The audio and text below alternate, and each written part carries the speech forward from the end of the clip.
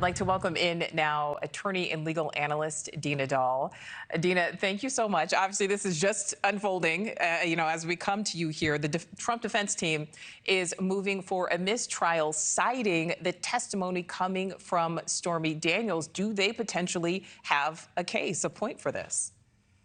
It makes sense for them to make this motion because even if the judge doesn't agree with them with the mistrial, it preserves the issue for appeal. So if he is convicted, an appellate court might have said the judge made the wrong determination with the mistrial request, and it can get overturned for that reason. So that is for sure something that it makes sense for the defense attorney to do. And the reason why they're doing it is because the judge said he didn't want too many details to come out. He didn't want this testimony to kind of veer too far away from the core issue at hand here, which is whether or not it's campaign interference and falsification of the business records.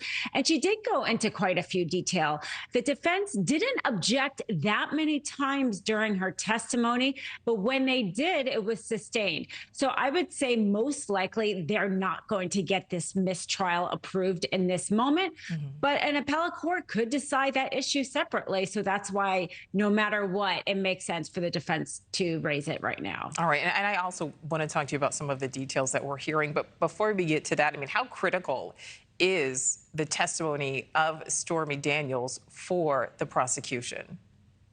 It's the heart of the case because the business falsification records was to conceal another crime. And it's her payment. It's the Stormy Daniels payment, not the Karen McDougal payment, not the payment to the doorman. It's the payment to Stormy Daniels. That's at the heart of whether or not it was a campaign contribution that was over the campaign limit, and whether or not, because Michael Cohen was over the campaign contribution limit and he didn't disclose it, he violated the campaign laws, and that Trump was trying to conceal that crime. And that's why he entered the records as an expense and not a reimbursement. It's her payment, not Karen McDougal and the doorman. So she's central to this case. And Dina, we've heard some uncomfortable details already. We've also seen the defense team object.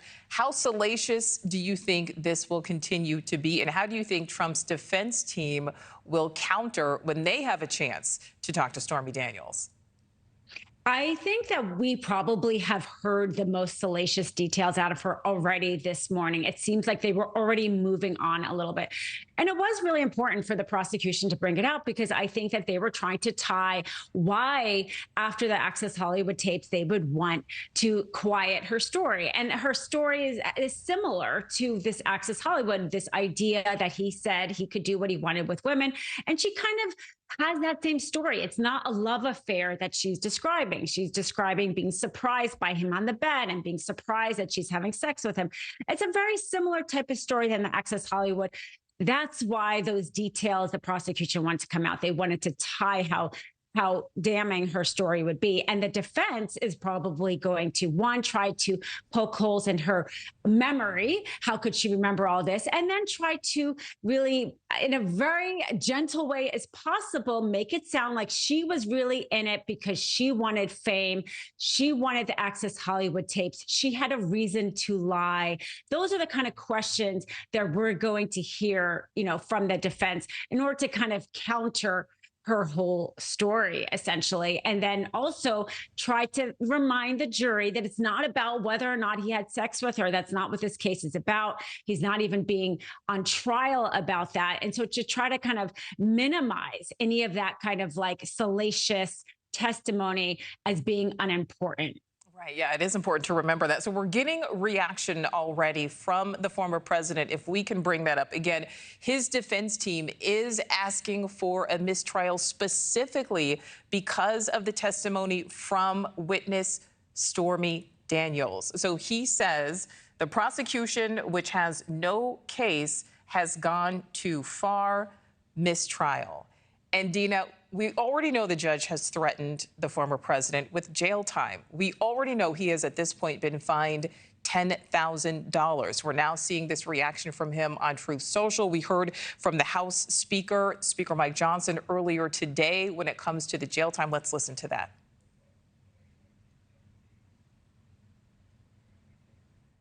You cannot call yourself a serious judge and threaten a presidential candidate with jail time when he defends his reputation in public in the middle of a campaign.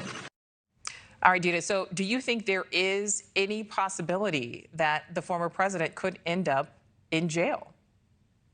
I do. I think the last time the judge did it, he said, I don't want to put a former president or future president in jail. But the fact is, $1,000 fine is not a deterrent when you're talking to somebody so wealthy. And the reason why he's going to take this seriously is not really even just because of Donald Trump, but because of that next criminal defendant who's coming before him, who's going to attack witnesses and attack the jury. He can't do something to that criminal defendant he isn't willing to do to Trump. It becomes chaos in our whole judicial system. So he really has to treat Donald Trump with no less latitude or no more latitude than any other criminal defendant in front of him. And Dina, so we're seeing Stormy Daniels on the stand. We know Michael Cohen will be on the stand as well. Do you think at any point we will see the former president, Donald Trump, take the stand? I don't think we will. And the reason why is because the judge, there was quite a few things the prosecution wanted to allow questioning from him on the stand. The judge didn't allow it all. But if he takes a stand, he can be impeached. His credibility can be impeached with the fact that he lost the defamation suit with E. Jean Carroll, because that is a lie, right? So his credibility can be impeached with that and a few other reasons like that. That's the last thing Donald Trump would want introduced to the jury's evidence is his defamation loss to E. Jean Carroll. That will not come into the case unless he takes the stand. So for reasons like that, I don't see him taking the stand because otherwise much worse evidence will come in. All right. Attorney and legal analyst Dina Dahl, thank you so much for your input. Certainly appreciate it. Thanks for having me. All right.